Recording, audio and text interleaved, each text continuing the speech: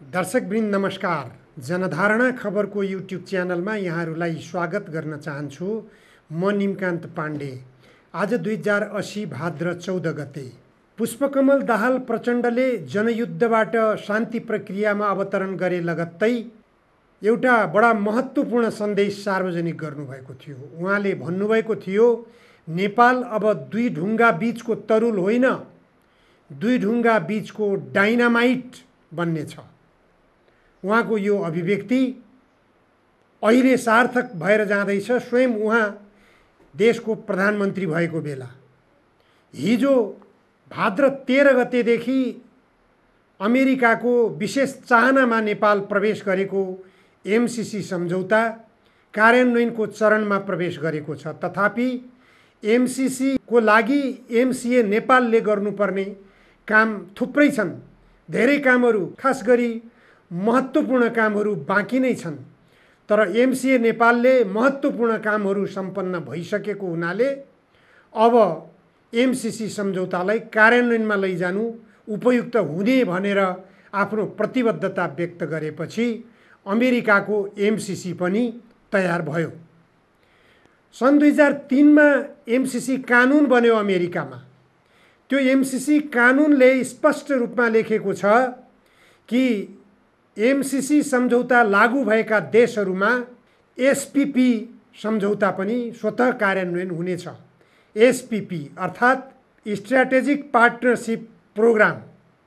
Strategic partnership प्रोग्राममा तत्कालीन परराष्ट्र मन्त्री प्रदीप गेवालीले दस्तखत गरिसक्नु भएको कुरा त्यति बेलै चर्चाको विषय बनेको थियो। तथापि अहिलेसम्म नेपालका राजनीतिक दलका नेताहरूले, नेपाल सरकारले, नेपालका एमसीसी सम्झौताका पक्षधर रहेका कथित बुद्धिजीवीहरूले समेत एसपीपी र एमसीसी फरक कुरा हुन्, फरक पाटो हुन्, एसपीपीमा नेपाल जान सक्दैन भन्ने कुरा गरिरहेका छन्। यहाँसम्म कि नेपाली काङ्ग्रेसका सांसद गगन थापाले संसदको रोस्ट्रममा उभिएर एमसीसी सम्झौताको पक्षमा जोरदार आवाज बोल्नुभएको थियो।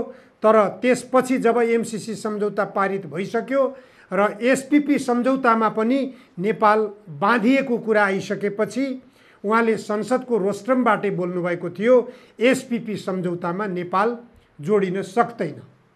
बुझाइ के भयो भनेपछि एसपीपी सम्झौता सैन्य प्रोग्राम हो। अमेरिकाको सैन्य प्रोग्राममा नेपाल जोडिन सक्दैन। नेपाल असंलग्न राष्ट्रहरूको सदस्य मुलुक हो, त्यसकारण सैन्य प्रोग्राममा नेपाल जान सक्दैन भन्ने तर्क नेपालको तर्फबाट राजनीतिक दलका नेताहरूले दिन थाले। अमेरिकाले पनि एसपीपी सम्झौता सैन्य प्रोग्राम होइन भनेर आफ्नो दाबी गरिरहेको छ। अब एसपीपी सम्झौतालाई कार्यान्वयन गर्नेतर्फ अमेरिकाको विशेष चासो हुनेछ, यसमा कुनै शङ्का छैन। तर अमेरिकाको यस्तो राम्रो कूटनीति देखा परिरहेको छ कि कूटनीतिक सवालमा सम्भवतः अमेरिकालाई उछिनेर अगाडि बढ्न संसारका कुनै देशहरूले सफलता हासिल गरिरहेका छन्। केही रूपमा चीनको कूटनीतिका अगाडि अमेरिकालाई अलि हम्मे परिरहेको छ र आर्थिक प्रगतिमा पनि चीनले अमेरिकालाई उछिन्ने सम्भावनालाई मध्यनजर गरेर अमेरिकाले चीनलाई अवरोध गर्नकै निम्ति नेपाल रोज्यो। एमसीसी सम्झौता कार्यान्वयन गर्नको निम्ति अमेरिकाको रोजाइमा नेपाल पर्यो। नेपाललाई अमेरिकाले रोजिसकेपछि नेपालमा तिमी आउन सक्दैनौ भनेर नेपालबाट अमेरिकालाई फिर्ता पठाउन असम्भव कुरा पनि हो। नेपालका राजनीतिक दलका नेताहरूले त्यो हिम्मत देखाउन सकेनन्। जनस्तरबाट र संसद बाहिरका राजनीतिक दलका नेताहरूबाट निकै कसरतहरू पनि भए। तर कसरत कति परिणामदायी भए भन्ने कुरा संसद बाहिर रहेका राजनीतिक दलका नेताहरूले गम्भीर रूपले समीक्षा गर्न जरुरी छ। यति बेला संसदबाट एमसीसी सम्झौता पारित हुनुभन्दा पहिले जुन बल प्रयोगको राजनीति संसद बाहिरका राजनीतिक दलका नेताहरूले गर्नुपर्ने थियो अथवा कूटनीतिक चालबाजी संसद बाहिरका राजनीतिक दलका नेताहरूले गर्नुपर्ने थियो, त्यो कूटनीतिक चालबाजी गर्न सकेनन्। कूटनीतिक चातुर्यता उनीहरूले देखाउन सकेनन्, जसको परिणामस्वरूप सजिलैसँग संसदबाट एमसीसी सम्झौता पारित भयो।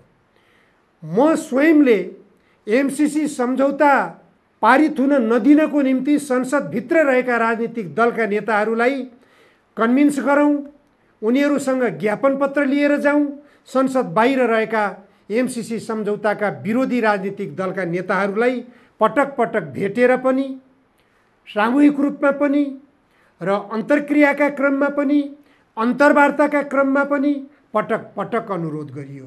कारण के थियो त भनेपछि एमसीसी सम्झौताप्रति नेपाली जनताको, नेपाली बुद्धिजीवीहरूको र नेपालका संसद बाहिरका राजनीतिक दलका नेताहरूको बुझाइ अत्यन्त नकारात्मक भएको कारणले गर्दा र जहाँ एमसीसी लागू भएका छन् ती देशहरूको अनुभवको आधारमा पनि नेपालमा एमसीसी सम्झौता ल्याउनु नेपालको निम्ति हितकर छैन भन्ने निष्कर्ष सर्वत्र भएको थियो त्यति बेला।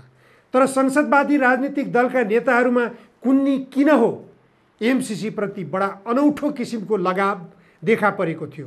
चाहे त्यो बेलाका प्रधानमन्त्री शेरबहादुर देउवा भनौँ, केही समय अघिसम्म प्रधानमन्त्री रहेका केपी शर्मा ओली भनौँ, अहिलेका प्रधानमन्त्री पुष्पकमल दाहाल प्रचण्ड भनौँ, माधव कुमार नेपाल भनौँ, कसैले पनि एमसीसी सम्झौताको विरुद्धमा मुख खोल्न सक्नुभएको थिएन। तैचुप मैचुपको अवस्थामा हुनुहुन्थ्यो। पूर्व प्रधानमन्त्री डाक्टर बाबुराम भट्टराईले त एमसीसी सम्झौताको पक्षमा धुवाँधार प्रचारबाजी नै गर्नुभयो। उहाँले मैले नै ल्याएको भन्नसम्म पनि भ्याउनुभयो। उहाँलाई एमसीसी सम्झौताको मस्यौदा गरेको भन्नसम्म पनि भ्याए कतिपय विश्लेषकहरूले। तर बाबुराम भट्टराईले एमसीसी सम्झौताको मस्यौदा मैले गरेको होइन भनेर प्रतिवाद गरिसक्नु भएको छ। तर के हो एमसीसी सम्झौताभित्रको रहस्य? यो सबैभन्दा महत्त्वपूर्ण पाटो छ। एमसीसी सम्झौता नेपालको संविधानभन्दा माथि छ भनेर नेपाल सरकारले पनि विश्लेषण गरिरहेको छ। संसदमा प्रस्तुत भएको व्याख्यात्मक टिप्पणी अन्तर्गतको जो 12 बुँदे दस्तावेज हो, त्यो 12 बुँदे दस्तावेजमा अमेरिकासँग नेपाल सरकारले सोधेको छ, एमसीसी सम्झौता नेपालको संविधानभन्दा माथि हुने हो कि होइन। सम्झौता गरिसकेपछि यस्तो प्रश्न गर्नु कति शोभनीय थियो नेपाल सरकारको निम्ति। अत्यन्त अशोभनीय प्रश्न नेपाल सरकारले सोध्यो। आफ्नो अपरिपक्वताको परिचय त्यो बेला पनि नेपाल सरकारले अमेरिकासँग प्रस्तुत गर्यो। यसपटक पनि प्रधानमन्त्री पुष्पकमल दाहालले अमेरिकाबाट नेपाल आइपुग्नुभएका एमसीसीका उपाध्यक्ष केमरुन अल्फोर्डसँग भेटेर यो विषयमा मैले सोध्ने सोच बनाएको छु भनेर अभिव्यक्ति दिए लगत्तै अमेरिकी दूतावासबाट राजदूत डिन थम्सनले स्पष्ट रूपमा विज्ञप्ति जारी गरेरै सार्वजनिक गरिदिनु भयो कि एमसीसी सम्झौतामा लेखिएका प्रावधानहरू धेरै स्पष्ट छन्। नेपालको संविधानभन्दा माथि एमसीसी सम्झौता छ वा छैन भन्ने बारेमा एमसीसी सम्झौतामा लेखिएको प्रावधान बारेमा हामी स्पष्ट छौँ। अमेरिकी दूतावासको जवाफ यही हो। तर यहाँका सञ्चार माध्यमहरूले के भने, एमसीसी सम्झौताभन्दा माथि नेपालको संविधान छ, नेपालको संविधानभन्दा माथि एमसीसी सम्झौता होइन भन्ने हाम्रो बुझाइ हो भन्ने कुरा अमेरिकी राजदूतले बोल्नुभयो भनेर लेखिएको छ। मैले सरसर्ती अमेरिकी दूतावासबाट जारी भएको विज्ञप्ति पढेँ। त्यहाँ स्पष्ट रूपमा लेखिएको छ, अमेरिकी दूतावासले स्पष्ट रूपमा भनेको छ, एमसीसीले गत वर्ष व्याख्यात्मक घोषणा प्राप्त गरेको थियो। हामी उक्त व्याख्यात्मक घोषणासँग सहमत छौँ। दूतावासले अगाडि भन्छ, नेपालको संविधान एमसीसी नेपाल कम्प्याक्टभन्दा माथि छ भन्ने लगायत कम्प्याक्टका शर्तहरू सम्बन्धी हाम्रो बुझाइसँग उक्त व्याख्यात्मक घोषणा सान्दर्भिक छ भन्ने हाम्रो बुझाइ हो। यति हो अमेरिकी दूतावासको स्पष्टीकरण।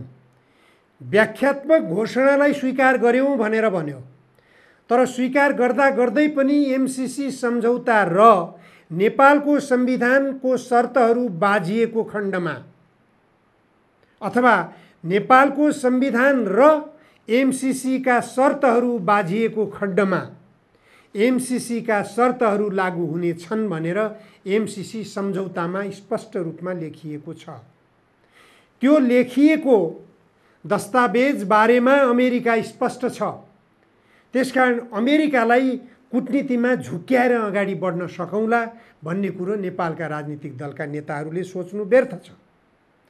अमेरिकालाई अब एमसीसी सम्झौता कार्यान्वयनमा लगिसकेपछि यो एमसीसी सम्झौतालाई 5 वर्षभित्र नेपालको हितमा उपयोग गर्ने गरिकन, अमेरिकालाई माथि चढ्न नदिने गरिकन, आफ्नो काँधमा चढ्न नपाओस् अमेरिका, नेपालको विकासको गति अगाडि बढ्न सकोस् एमसीसी सम्झौताले, यसरी अगाडि बढाउन सकिने हो कि होइन, नेपालका राजनीतिक दलका नेताहरूले गम्भीरतापूर्वक सोच्न जरुरी छ। अहिले अमेरिकाका अधिकारीहरूको कूटनीति हेर्ने हो भने अमेरिकामा बस्ने नेपालीहरू बीचमै अमेरिकाका अधिकारीहरू अत्यन्त लोकप्रिय बनिरहेका छन्। मैले यसअघि पनि एउटा उदाहरण प्रस्तुत गरेको थिएँ। अमेरिकाका एकजना सिनेटर हुनुहुन्छ, सिनेटर क्रिस भ्यान होलेनले अमेरिकामा बसोबास गर्ने नेपालीहरूको भिसाको निम्ति अथवा आवासीय सुविधाको निम्ति उहाँले संसदमा अथवा सिनेटमा बिल समेत पेश गर्नुभयो। त्यो बिल पेश गरेर नेपाली जो अमेरिकामा बसोबास गरिरहेका छन् ती अमेरिकामा बसोबास गर्ने नेपालीहरूको हितको निम्ति पेश गरिएको त्यो बिल थियो सिनेटमा। त्यो सिनेटमा पेश गरिएको बिलको कारणबाट अमेरिकामा बसोबास गर्ने 2 लाखभन्दा अलि बेसी नै सङ्ख्या छ नेपालीहरूको। ती 2 लाखभन्दा बेसी सङ्ख्यामा रहेका नेपालीहरूका बिचमा ती सिनेटर अत्यन्त लोकप्रिय व्यक्तित्वका रूपमा रहेका छन्। ती सिनेटरको नेपाल आगमन हुँदैछ। त्यो बेलामा मलाई लाग्दछ अमेरिकामा बस्ने सबै नेपालीहरूले खुसी व्यक्त गर्नेछन् उनको नेपाल आगमनको सवाललाई। नेपालका राजनीतिक दलका नेताहरूले नेपाली युवाहरू जो वैदेशिक रोजगारीमा गएका छन् उनीहरूको हितमा चुइक्क बोल्न सक्दैनन्, उनीहरूको हितमा कुनै काम गर्न सक्दैनन्।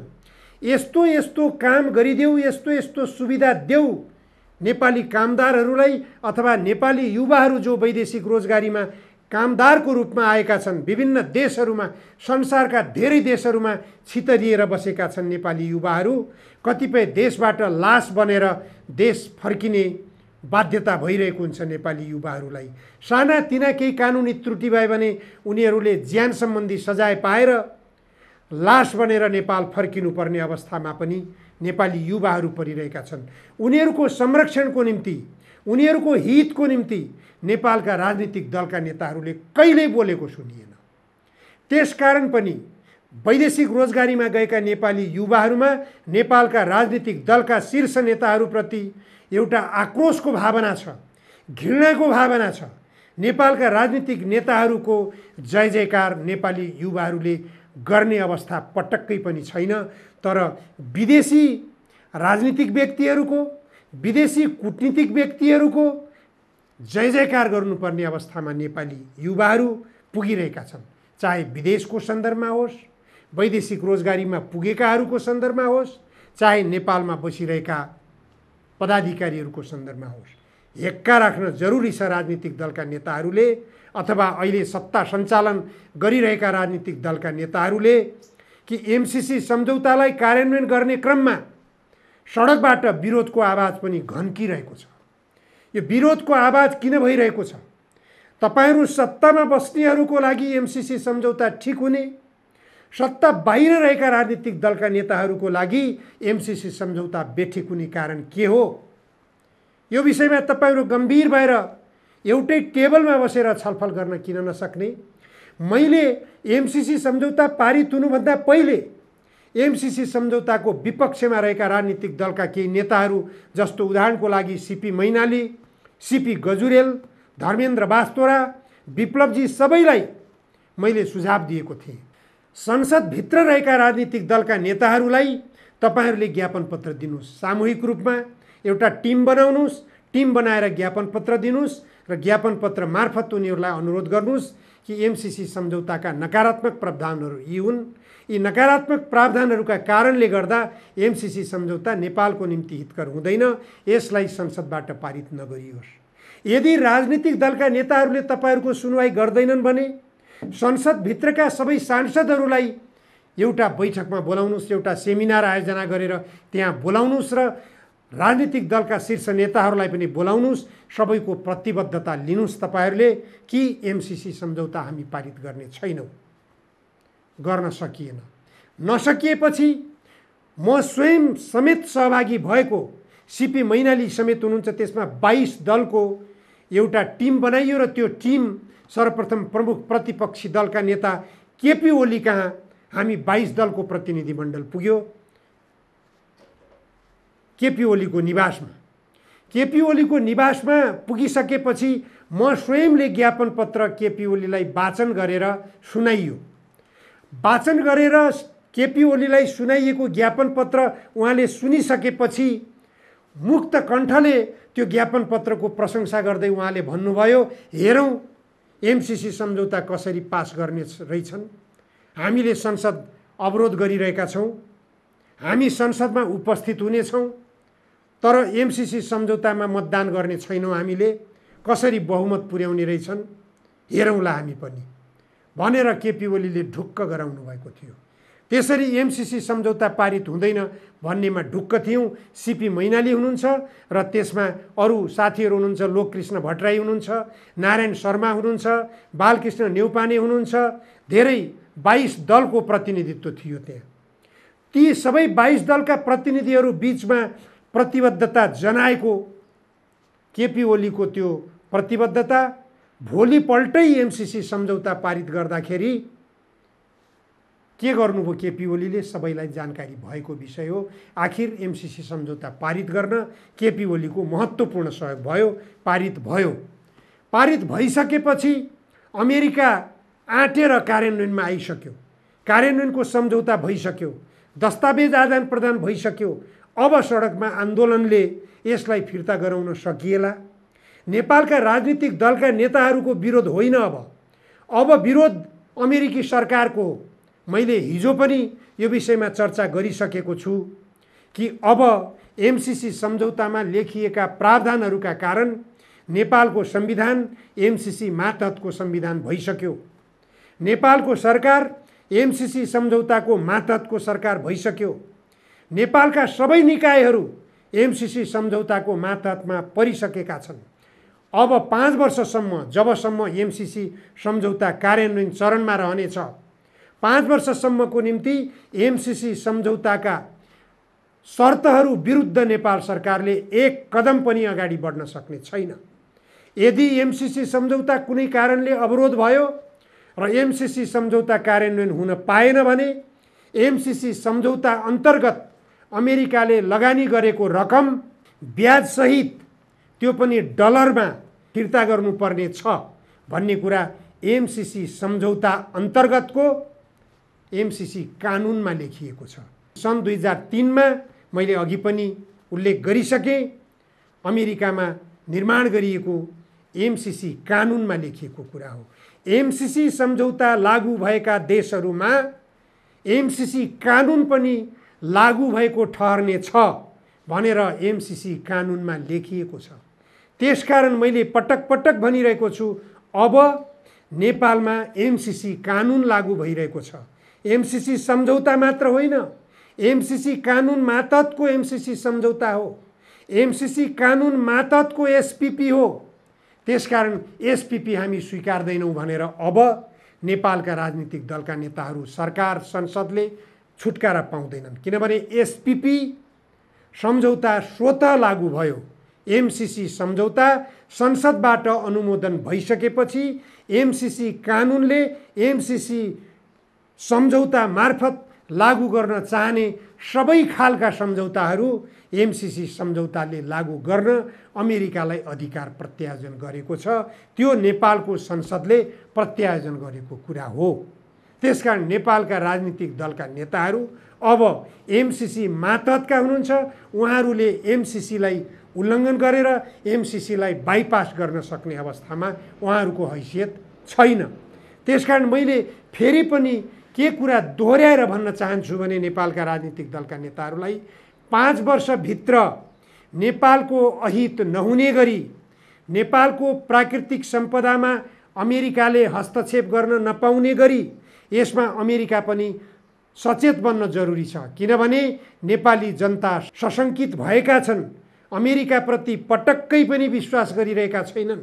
यो अवस्थाबाट अमेरिकाले नेपाली जनताको यो शङ्कालाई चिरेर अगाडि बढ्न जरुरी छ। नेपाली जनतालाई विश्वासमा लिन जरुरी छ। विश्वासमा लिनको लागि अमेरिकी अधिकारीहरूको इमान्दारिता सबभन्दा महत्त्वपूर्ण कुरा हुनेछ। संसारका सबै मुलुकहरूमा मानवाधिकारको निम्ति, प्रेस स्वतन्त्रताको निम्ति, प्रजातन्त्रको निम्ति र अहस्तक्षेपकारी नीति लागू गर्नको निम्ति अमेरिकाले दबावमूलक कार्यक्रमहरू गर्दै आएको छ। संसारलाई दबाब दिइरहने अमेरिकाले नेपालमाथि हस्तक्षेपकारी गतिविधि गर्ने कि अहस्तक्षेपकारी गतिविधि गर्ने? नेपाल असंलग्न राष्ट्रहरूको सदस्य राष्ट्र हो। नेपाललाई असंलग्न भएर बस्न दिने कि आफूतर्फ संलग्न गराएर घिसार्ने? मैले सुरुमा उच्चारण गरेको शब्द फेरि प्रयोग गर्न चाहन्छु। कमरेड प्रचण्डले शान्ति प्रक्रियामा आउँदै गर्दा बोल्नुभएको शब्द अहिले खट्किन्छ। साँच्चै भन्दा नेपाललाई दुई ढुङ्गा बीचको डाइनामाइट नै बनाउन खोजिएको हो। यदि नेपाललाई दुई ढुङ्गा बीचको डाइनामाइट नै बनाउन खोजिएको हो भने चीन र भारतभन्दा विकसित मुलुकको रूपमा नेपाललाई अगाडि बढाउन अमेरिकाको सहयोग यदि लिन सकियो भने साँचो अर्थमा डाइनामाइट पनि बन्न सक्ने छ नेपाल। किनभने नेपालको विकासको निम्ति भारत पनि सहयोगी कहिल्यै भएन। भारतको अवरोधको कारणले गर्दा नेपालको विकास हुन सकेन। भारतकै कारणले गर्दा हामीले चीनको सहयोग पनि लिन सकिरहेका छैनौँ। चीनले पनि खुला दिलले, खुला मनले नेपाललाई सहयोग गर्न सकिरहेको छैन। कारण भारत रिसाउला। भारतको सहमति चाहिन्छ चीनलाई पनि। चीनले जहिले पनि नेपाललाई कुनै विषयमा सहयोग गर्न पर्यो भने भारतको सहमतिको आवश्यकता खोज्छ। भारतले अवरोध गर्न खोज्यो भने चीनले पनि नेपाललाई सहयोग गर्न चाहन्न। उत्तरतिरका सीमाहरू खोल्नको निम्ति चीनले आलटाल गर्नु, चातुर्यता नदेखाउनु, चासो नदेखाउनु कारण के हो त? दुई ढुङ्गा बीचको तरुल भएर बस्न चाहने नेपाललाई सधैँभरि थिचेर राख्नको निम्ति यी दुई छिमेकी देशहरू साँचो अर्थमा बाधक बनिरहेका छन्। त्यसकारण पनि नेपालको विकासको गतिलाई अगाडि बढाउन कुनै न कुनै शक्ति राष्ट्रको सहयोग हो। यसकारण अमेरिकाको सहयोग इमान्दारितापूर्ण आउने हो कि दुष्टतापूर्ण मनसायका साथ नेपालमा आउने हो? यो सबैभन्दा परीक्षणको घडी यो 5 वर्ष हो। 5 वर्षभित्र अमेरिकाले पनि नेपाललाई चित्त बुझाउनु छ, नेपाललाई खुसी गराउनु छ, नेपाललाई विकसित मुलुकहरूको दाँजोमा लग्नु छ। नेपालमा प्राकृतिक सम्पदाहरूको भण्डार छ। नेपालका प्राकृतिक सम्पदाहरू नेपालको विकासको निम्ति उपयोग गर्नुपर्छ। नेपाल जल सम्पदाले भरिएको देश हो। त्यो देशमा जल सम्पदाको विकास गरेर नेपाललाई औद्योगिकरणको लहर ल्याउनुपर्छ। कृषिमा आधुनिकीकरण ल्याउन सहयोग पुर्याउनुपर्छ भन्ने समेतका सोचहरू लिएर अमेरिकालाई ल्याउन सकियो भने नेपालका राजनीतिक दलका नेताहरूको निश्चित रूपमा जो एमसीसी सम्झौताको पक्षमा लम्पसार परेर लाग्नु भएको छ, तपाईहरूको सद्बुद्धि त्यहाँनिर पनि देखिनेछ। हेरौँ, समयले तपाईँको परीक्षा गर्नेछ। हस्, आजलाई यति मात्र। धन्यवाद, नमस्कार।